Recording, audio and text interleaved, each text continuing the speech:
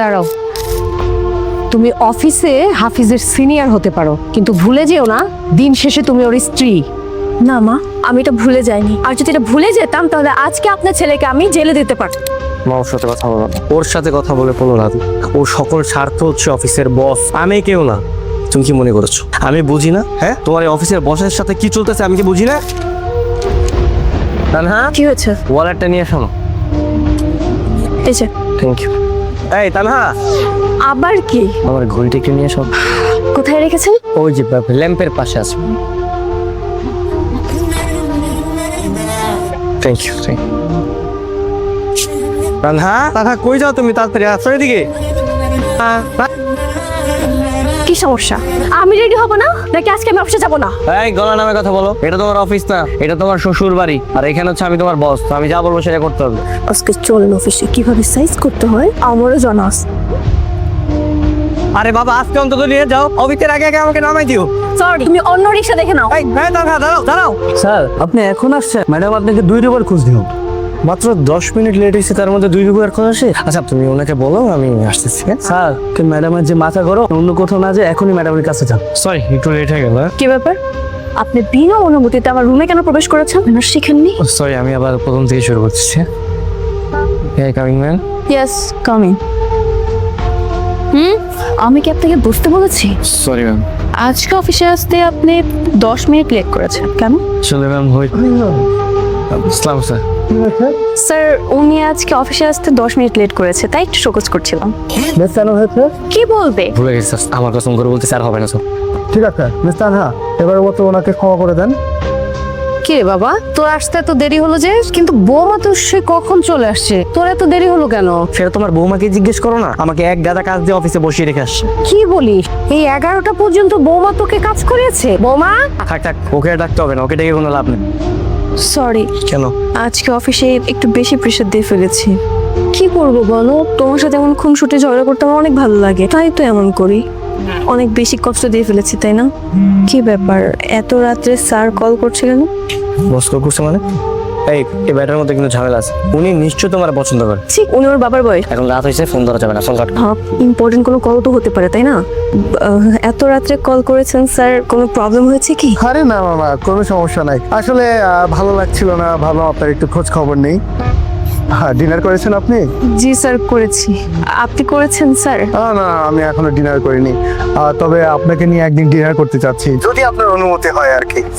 Sir, আমার তো রাত্রে বাসা থেকে বের হওয়ার পারমিশন নেই, তো তবে আপনি চাইলে কিন্তু আমরা লাঞ্চ করতে পারি একসাথে। ও শিওর, কোনো সমস্যা নেই। আমি আজকে রাখছি স্যার, হ্যাঁ পরে কথা হবে। হ্যাঁ আচ্ছা ঠিক আছে। আচ্ছা বস, বাই এনি চান্স আপনি তানহা ম্যাডামকে পছন্দ করেননি? মিস তানহা চলে আসে। আসসালামু আলাইকুম স্যার, কেমন আছেন? ওয়ালাইকুম আসসালাম, আমি অনেক ভালো আছি মিস তানহা। না, আমি 9 নম্বর সেক্টরের দিকে যাচ্ছিলাম, আপনার বাসা তো ওইদিকে তাই না? চলেন আপনাকে ড্রপ করে দিই, আপনি আমার সাথে চলুন।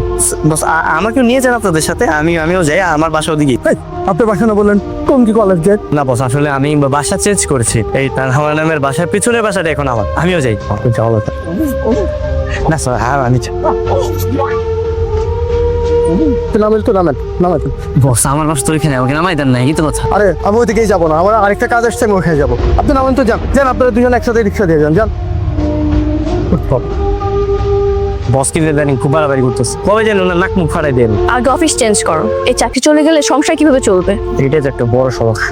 আচ্ছা, তুমি আজকে বোনাস কত পেয়েছো? আমি মাত্র 35,000 টাকা। ও, আমি কিন্তু 2 লক্ষ টাকা পেয়েছি।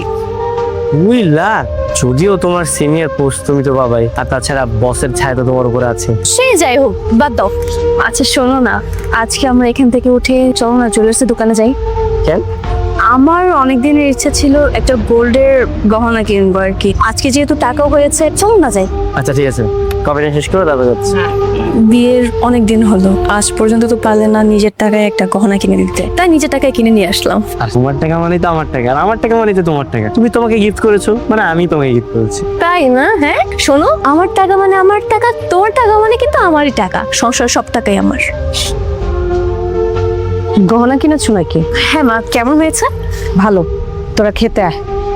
চলো। আর তুমি এখানে, আমি তোমাকে সারা বাড়ি খুঁজে বেড়াচ্ছি। মা বাজারে যাবো, কি লাগবে বলো। কি হয়েছে মা? কিছু হয়নি। কিছু তো একটা হয়েছে মা, বলো আমাকে। তোকে জন্ম দিয়েছি আমি, লালন পালন করে বড় করেছি আমি। কই কখনো তো আমাকে একটা সোনার আংটিও কিনে দেসনি।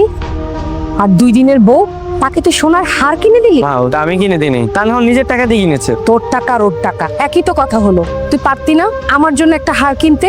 আজকে যদি তোর বাবা বেঁচে থাকতো তাহলে কত কিছু করে দিত। কখনো তো আমার সোনার গহনার স্বাদ পূরণ হয়নি।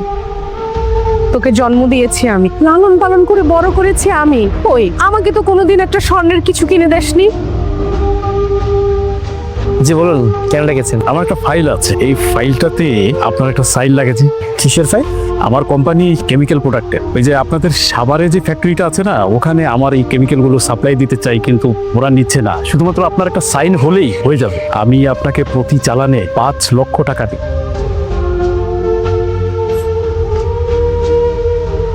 ম্যাডাম আসবো? হ্যাঁ আসুন। ম্যাডাম হাফিজ সাহেব তো মোতালেব সাহেবের ফাইল অনুমতি দিচ্ছে। হোয়াট, সত্যি বলছেন আপনি? জি ম্যাডাম, মোতালেব সাহেব এখনো হাফিজ সাহেবের টেবিলে বসা, টাকা দিচ্ছে। আপনি আমার সাথে চলেন। এখানে 5 লক্ষ টাকা আছে। এই যে আপনার ফাইল। কি ব্যাপার, আপনি এখানে কেন? ওই মানে হাফিজ সাহেব আমার কত ভাই, ওই পারিবারিক বিষয়ে একটু কথা বলতে আসছি আমরা। উনি আপনার কি হয় না হয় সেটা আমি খুব ভালো করেই জানি। আপনার সামনে কিসের ফাইল? আপনার ফাইলটা দিন। কেন আমার ফাইল আপনি কেন দেখবেন? হ্যাঁ, আরে তুমি ওনার ফাইল দিয়ে কি করবে? ওনাকে তুমি যেতে দাও, আমি তোমাকে পরে বুঝিয়ে বলছি। আমি পরে কিছু শুনতে চাই না। আরে আরে আরে আরে আপনি ওনার কাছ থেকে সামান্য কিছু টাকা নিয়ে ভুয়া কেমিক্যালের পারমিশন দিয়ে দিয়েছেন। এই সাহস আপনাকে কে দিয়েছে? ম্যাডাম এই যে দেখ, এই যে টাকা দিয়েছি দেখ, এই যে, আর এই যে টাকা। ছি ছি ছি ছি। ইয়ামিন, জি ম্যাম। স্যারকে রাখো। জি ma'am. Tanha madam, Tanha madam, তুমি একটু বোঝার চেষ্টা করো। আমি ওনার প্রোডাক্টটা মানে কেমিক্যালটা একবার ইউজ করে দেখি, ভালো তো হতে পারে, তাই না? সেই সিদ্ধান্ত নেওয়ার আপনি কি? ওনার থেকে সামান্য টাকা নিয়ে আপনি এমন পারমিশন কেন দিয়েছেন? তানহা কি হচ্ছে এখানে? স্যার, আমাদের হাফিজ সাহেব ওনার কাছ থেকে ঘুষ নিয়ে আমাদের সাভারে যে ফ্যাক্টরিটা আছে সেখানে 2 নাম্বার কেমিক্যালের পারমিশন দিয়েছে। হোয়াট? হাফিজ সাহেব, এটা চরম অন্যায়। আপনি ওটা কিভাবে করেছেন? সরি স্যার, আমার ভুল হয়ে গেছে স্যার। আরে কিসের ভুল? এটা অপরাধ। আপনাদের ভুয়া কেমিক্যাল ইউজ করে আমার ফ্যাক্টরির লক্ষ লক্ষ টাকা ক্ষতি হতে পারত। Yamin, call the police. Yes sir. Hafiz সাহেব, এই মুহূর্ত থেকে আমার অফিসে আপনার কোনো চাকরি নাই। আপনার মতো অসৎ এমপ্লয়ি আমার দরকার নাই। Just get out, get out. কি হয়েছে? তোকে এমন দেখাচ্ছে কেন? আমার চাকরিটা নেই মা। চাকরি নেই কেন? আমি একটা অপরাধ করে ফেলেছি, আর সেটাই শাস্তি পাচ্ছি। বৌমা কিছু বলেনি? বৌমা, তোমার বৌমা উল্টো আমাকে চাকরি থেকে বের করে দিয়েছে।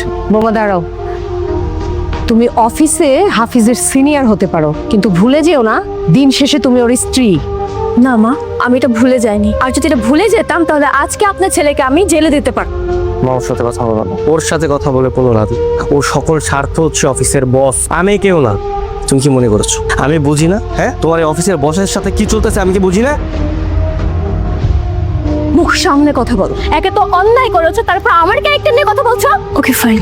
যে হাজবেন্ড অন্যায় করার পরও গলাবাজি করতে পারে, স্ত্রী কেমন সেটা জানা সত্ত্বেও তার ক্যারেক্টার নিয়ে কথা বলতে পারে, এমন হাজবেন্ডের সাথে আমি কখনো সংসার করবো না।